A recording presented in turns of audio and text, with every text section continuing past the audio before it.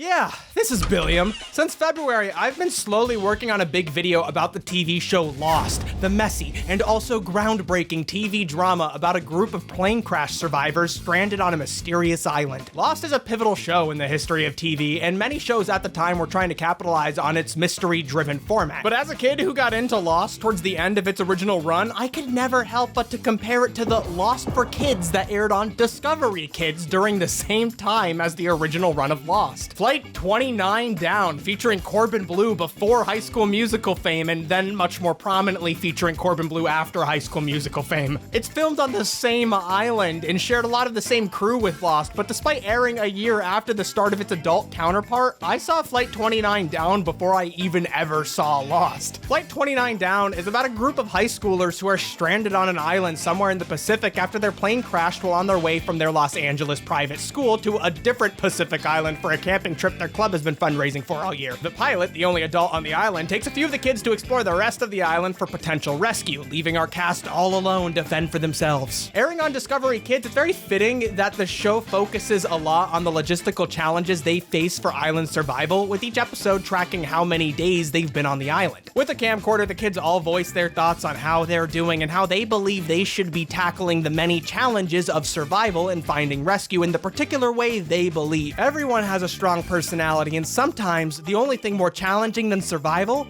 is the drama. While the show clearly came out around the same time as Lost, it's definitely not really accurate to say it was simply jumping on the Lost boat. Survivor had already aired before Lost, and Lost itself was conceptualized as Castaway, the series. Even the Even Stevens movie preceded Lost. Though Lost preceded the Proud Family movie, island settings were just sort of a larger trend at the time. In the same way there was an influx of spy movies. So if Flight 29 Down is a ripoff of Lost, then Lost is a ripoff of Spy Kids 2.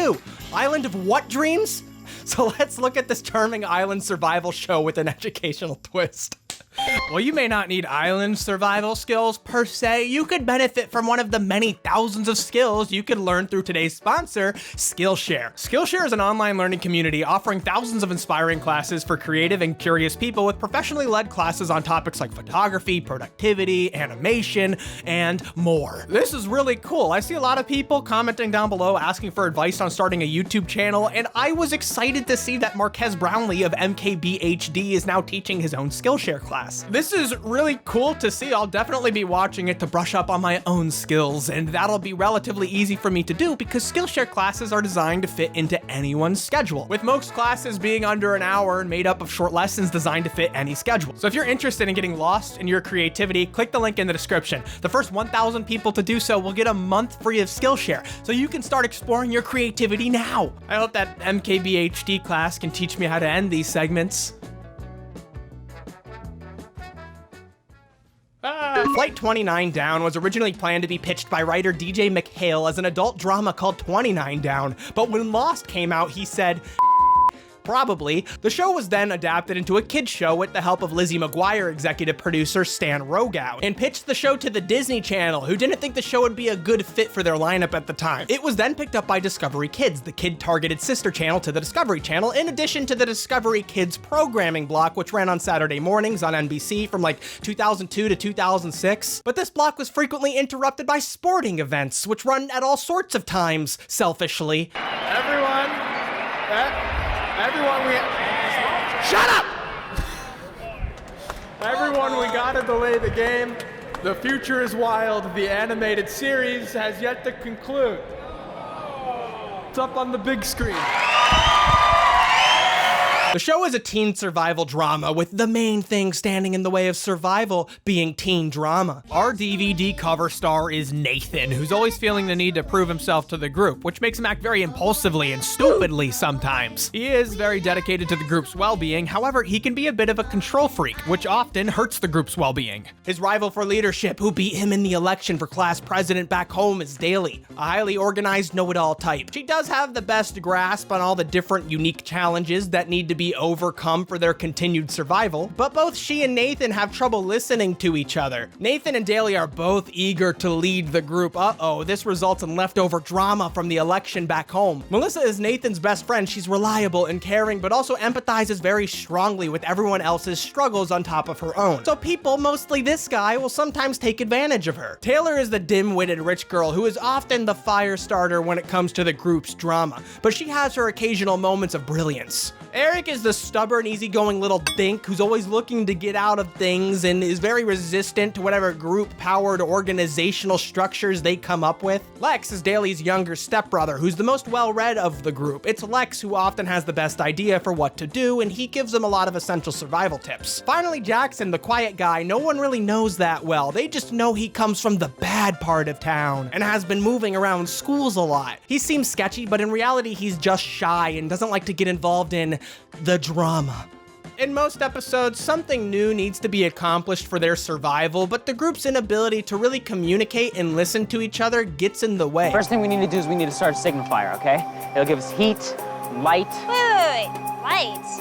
We're not gonna be here when it's dark, are we? While survival is an early focus of Lost, it's mostly glossed over as the show goes on. There's always something in Flight 29 down that is necessary for the group's immediate survival. From the beginning, they realize their rations will only last them for a few days, but they don't know how long they're going to be on the island for. You can't, that's gotta last. Till when? Dinner? Give me a break. Forget it, nobody eats till we figure out how to ration it.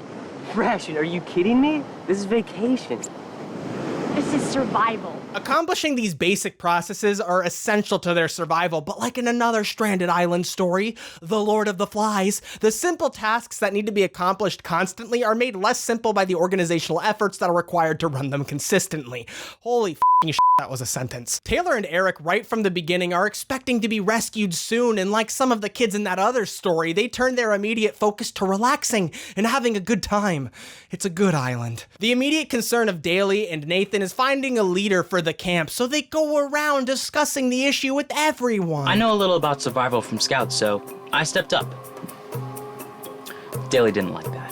Meanwhile, Lex has realized something, but no one wants to listen to him because he's just a little kid, so his concern keeps going unignored. Before finally, Jackson speaks up for him. Lex explains the plane, the only secure structure they have, is going to be washed away by the tide unless they do something about it. So they all have to put aside their differences and work together, just for a moment, to lug the plane up onto the beach. They realize they're gonna have to make camp, so in between their claims for the leadership role, Nathan tries to get fire started and Daly goes to scout for a camp. Nathan claims he can get the fire started due to being a Boy Scout, but asks Melissa to go find matches anyways, cause, you know, just in case. She finds some, but then she goes swimming with them because Eric and Taylor bully her for being too serious about this. They're gonna get rescued soon anyways. Have some fun, they say. I don't know how I could have been so dumb. I mean, Eric said I wasn't any fun, but it's not true. Daly wants to make camp here in this exact spot, but Lex thinks it's a bad idea because the ground is wet. She doesn't listen to him. Things live in campground.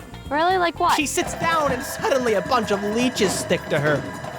Ooh, that's not The only way to get them off is to burn them off, but they can't get the fire going. Nathan keeps insisting he can do it, but due to the urgent circumstance, he finally admits he needs some help. And in this moment, Jackson says, oh, by the way, I have a lighter. He's like, I would have told you, but you just had to ask. While Nathan and Daly are clearly blinded by their rivalry, a second election takes place on day 2, and the group votes for Jackson as the leader, surprisingly. He wasn't even running. He doesn't want to be a leader. I don't even want the job.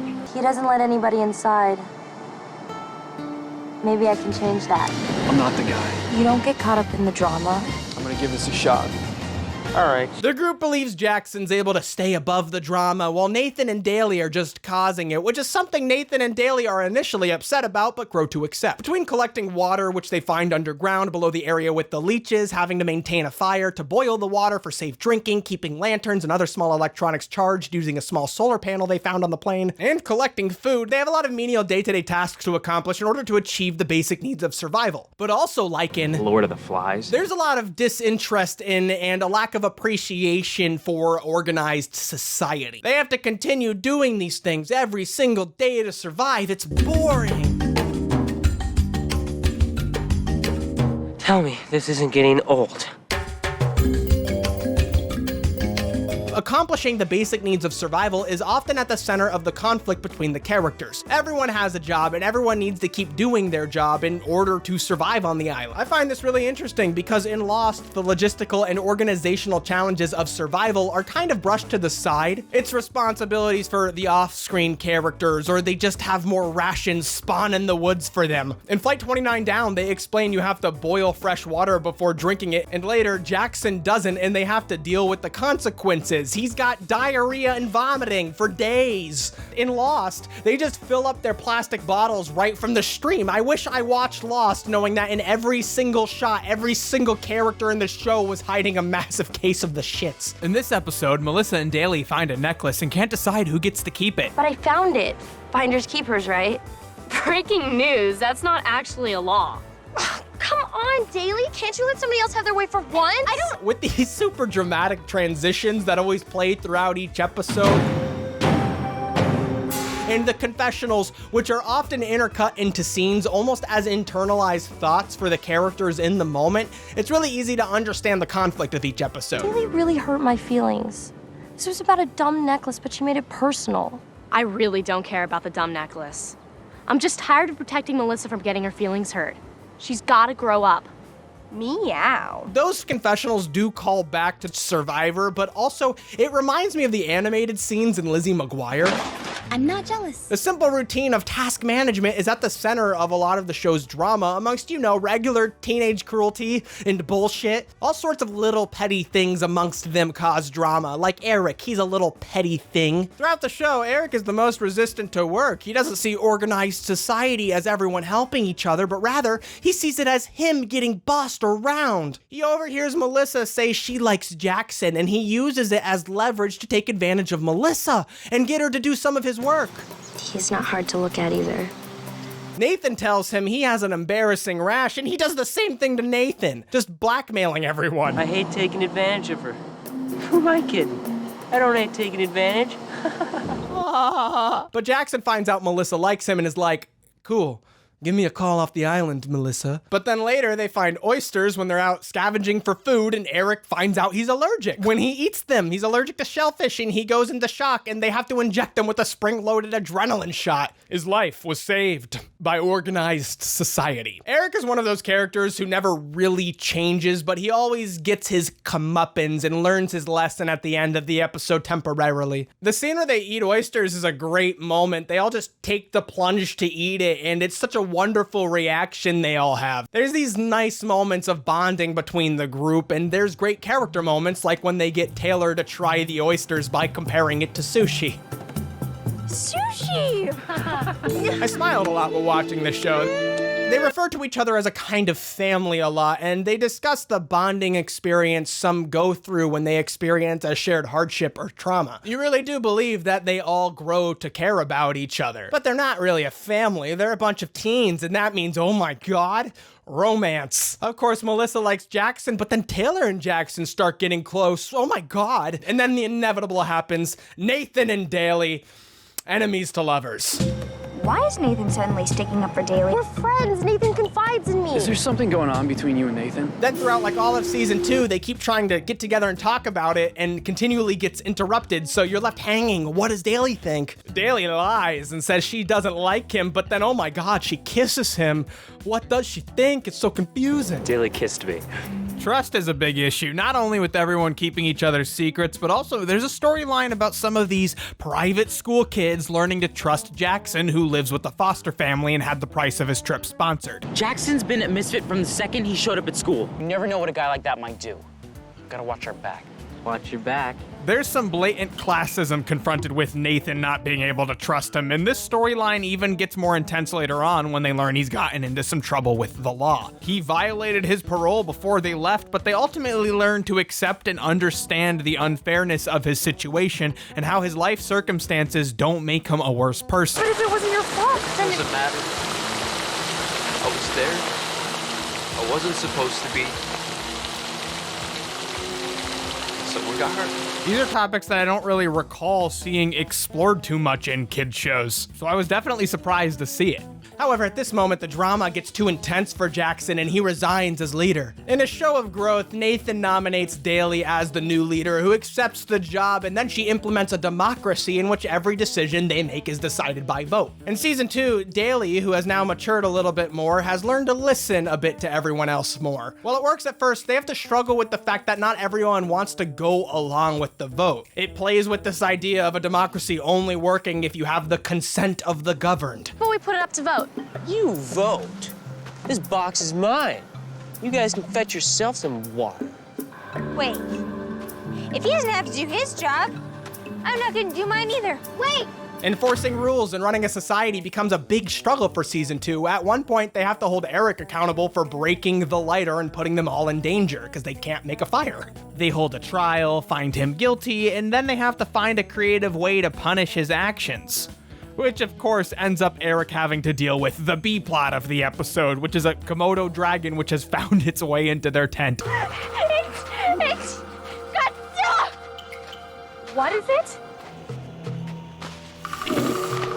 It's Godzilla. Well, there is a day-to-day routine for these characters. Unforeseen circumstances are always being thrown their way, and they have to learn to adapt. At the end of season 1, a big storm comes in and makes it impossible for them to receive a radio call from a nearby ship. The storm destroys Lex's complicated radio setup, which was their most hopeful plan for rescue, and eventually their whole camp is destroyed, and the plane washes away. For the beginning of season 2, they're all stuck together in the same tent, creating a much more uncomfortable living situation. Daly tasks Lex with designing a shelter, which he does very competently, but halfway through the second season, something interesting happens. The plane has now washed back ashore onto the island. Meanwhile, Taylor has realized she completely has fallen behind on her duties to charge the electronics with the solar panel, which has gotten into pretty bad shape. Taylor genuinely feels bad and tries to make up for it by lighting a bunch of candles they can use while the lanterns charge. But she didn't reuse the flame from one candle to the next. She kept using the lighter over and over again, which inevitably makes the lighter run out of fuel. As long as we keep those going, we'll be fine. Yeah. Sure, until it rains. It's episode 19 of 30, day 16 of them being on the island. They have been unable to start a fire without a lighter, something we're reminded of a few episodes earlier when Eric accidentally breaks it, but then he fixes it. Now there's no way to fix the situation. They have to keep the fire going and pray it doesn't rain, or finally learn how to start the fire without it. Taking place nearly a week after the storm, they have already rebuilt their camp, so there's not really a need to put all that physical effort required to haul the plane back up onto the beach and into the camp. They put it to a vote, and Jackson, Lex, and Eric think their living situation is safe enough and their physical effort should be spent working toward rescue. Nathan, Daly, and Melissa all want to bring the plane back, but right now, Nathan and Melissa are more concerned with finding a way to light a fire without the lighter. Taylor starts thinking she's useless, and up until this point, she has been very negligent when it comes to her responsibility. But Jackson reminds her of a time earlier in the series when she secretly taught him how to fish by leaving notes for him. She's not useless, and they talk about life and how Jackson likes playing guitar and Taylor likes playing cello. He says he appreciates her presence, and they're very sweet friends. Or are they more than friends? Taylor votes to move the plane because she thinks the extra comfort will be worth the work, and they begin the arduous process of cutting down trees to create a track made from logs so the plane won't just dig into the sand when they try to get it up the hill. Once the tracks are laid, even the naysayers are motivated to move the big metal tube into the camp. They decide to hold off on lugging the plane until the next day, but right before the end of the episode, as Nathan is trying to get the fire lit, Taylor suggests that maybe Nathan is applying too much pressure with a stick, and she uses her sick cello-playing musician hands to cello up some fire. I think this is an episode that highlights everything this show does really well. They have a disagreement about what to do, they have two interesting challenges in front of them between the fire and whether or not they should move the plane, and then the actual process they have to do once they decide to move the plane. And ultimately, the solution to their immediate survival problem, the fire, is not Nathan trying really hard until he gets it right. It's Jackson making Taylor know that even though she makes mistakes, that doesn't mean that her presence isn't appreciated and her insight isn't needed. I like watching this process. The accomplishments they're able to make together are genuinely satisfying. The overarching mystery of the show involves the disappearance of the others who went to explore the north end of the island. This girl is vegan, I guess. I'm a vegan.